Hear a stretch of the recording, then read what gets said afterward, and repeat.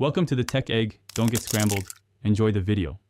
You start by confirming prerequisites and taking the first actionable steps. Make sure Windows is updated and you have the Nvidia driver installer downloaded. This avoids mismatches. Open Device Manager now with Win+X and select Device Manager, then expand Display Adapters or Scan for unknown devices. If you already see Microsoft Basic Display Adapter, right-click it and choose Update Driver to begin. Once done, prepare to install the Nvidia package manually if automatic update fails. Now continue with the core installation steps. Run the Nvidia installer as administrator and choose Custom with Clean Install to remove old drivers. This prevents conflicts. If Windows still lists an unknown device, right-click it and select Update Driver Browse My Computer. Then pick Let Me Pick from a list, click Have Disk and navigate to the driver.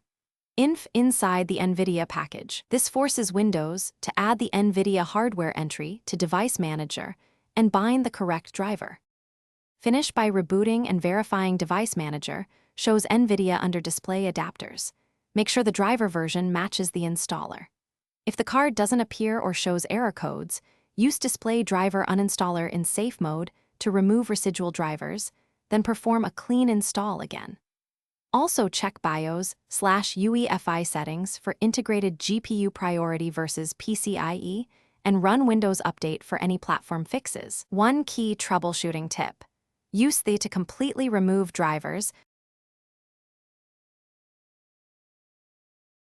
Thanks for watching. Consider subscribing if I helped unscramble your problems.